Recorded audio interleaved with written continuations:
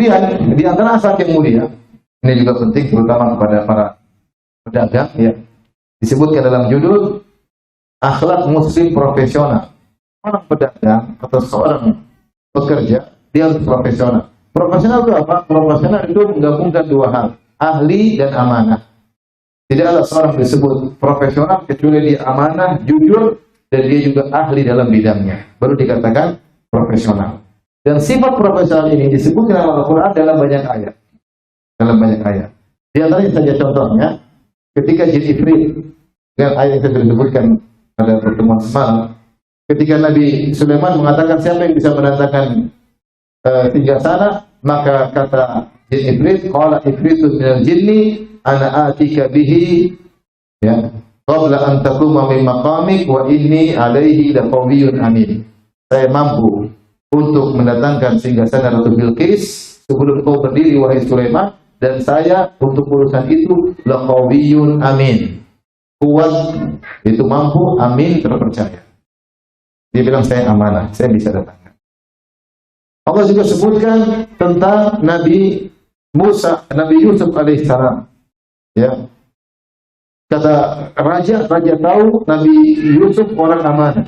Falamma kallamahu qala innaka al-yawma ladaina makinun amin. Wahai Yusuf, kata sang raja, sejak saat ini engkau akan dapat kedudukan di sisi kami dan engkau amin, terpercaya. Terpercaya. Kemudian Yusuf menimpali, qala ja'alni ala khaza'inil ardh inni hafizun alim. Jadikanlah aku sebagai bendaharawan raja Mesir, bendahara kerajaan Mesir. Wah, jadi maksudnya itu mengatakan jadikan aku menteri keuangan. Sungguhnya aku ini hafizun alim, saya ahli dalam hal ini. Saya bisa menjaga dan saya punya ilmu tentang ini. Yusuf alaihissalam menggabungkan dua sifat, amanah dan keahlian. Inilah profesional. Nabi Musa alaihissalam juga demikian. Ketika seorang wanita melihat dia hebat, wanita ini berkata kepada ayahnya, ya abati sa'jirhu, inna khairu man istajarta al-qawiyyul amin. Wahai ayahanda, kerjakanlah Musa sebagai pekerja kebunmu. Sesungguhnya orang terbaik yang kau pekerjakan la qawiyyun amin, yaitu orang yang ahli dan terpercaya. Itulah profesional, menggabungkan antara keahlian dan kejujuran dan amanah. Timbul pertanyaan, dari mana wanita ini tahu Nabi Musa kuat dan amanah? Disebutkan oleh para ahli tafsir, ketika Nabi Musa datang ke negeri Madian, Allah sebut dalam surat Al-Qasas, maka dia mendapati orang-orang pada bergiling di sumur, orang-orang ambil air, sementara ada dua wanita yang tidak bisa ambil air. Taludan, mereka bawa kambing, mereka tahatan kambing mereka. Nabi Musa bertanya, ma khatbukuma, kenapa kalian tidak ambil air? Mereka berdua wanita ini berkata, qalata la nasqi hatta yurjira ri'a, kami tidak bisa ambil air minum sampai laki-laki semua pergi. Wa abuna syekhun kabir, sungguhnya yang biasanya ngambilin air bapak kami, tapi bapak kami sudah tua. Oleh karena bapak kami sudah tua, tidak mampu kami yang ambil air, tapi kami tidak bisa ambil air kecuali sampai laki-laki pada pergi. Kata Allah, fasaqalahuma, akhirnya Musa yang ambil air untuk mereka.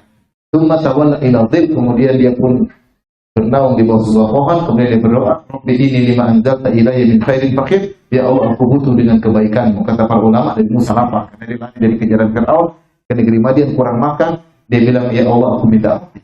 Bagaimana sebagian ahli tafsir mengatakan, Nabi Musa berkata, ya Allah, kasih aku roti. Tidak lama kemudian salah seorang dari dua wanita tersebut datang. Faja'at ihdahuma tamshi 'ala istihya. Datanglah salah seorang dari dua tersebut datang dengan malu-malu, berkata, sungguhnya wahai Musa, inna abi yad'uka liyajziyaka ajra ma safaita lak. Wahai Musa, ayah kami mengundangmu untuk memberi ganjaran. Akhirnya datanglah Musa, ketika ngobrol, putri ini bilang, ya ayahanda, kerjakanlah Musa. Kenapa? Dia ahli, kuat, dan dia amanah. Dari mana dia tahu Nabi Musa kuat dan amanah? Kuat jelas disebutkan oleh para ahli tafsir, ketika orang-orang ambil air dari sumur, mereka tutup sumur tersebut dengan tutupan yang besar. Yang tutupan tersebut tidak bisa diangkat kecuali oleh 8 orang. Sementara wanita tersebut hanya mengambil sedikit air. Ketika datang Musa angkat sendirian. Kuat atau tidak? Kuat. Musa itu kuat. Makanya Nabi Musa ketika ngejar batu, dia mandi, taruh batu dalam Sahih Bukhari, dia mandi, dia taruh batu, dia telanjang. Tahu-tahu batunya jalan. Nabi Musa, bajuku, batu jalan terus. Nabi Musa kejar, Nabi Musa pukul batu. Ada bekas pukulannya di batu. Saking kuatnya tangan Nabi Musa. Kalau kita pukul, bekas batu di tangan ini. Ada. Nabi Musa kuat sekali. Jadi perempuan Musa kuat sekali. Itu yang harus diangkat 8 orang, diangkat apa? Ini kuat jelas. Jadi mana amanah? Amanahnya luar biasa. Amanah pertama, Nabi Musa tidak menggoda dua wanita tersebut. Dia ngomong secukupnya. Dia mengatakan, maaf hukum, ada apa gerangan kau tidak ambil air? Dia tidak main mata sama perempuan tersebut. Dia ngobrol biasa aja seperlunya. Ada begini-begini, sudah Nabi Musa bantu, diam-diam selesai. Dia jaga diri dengan wanita.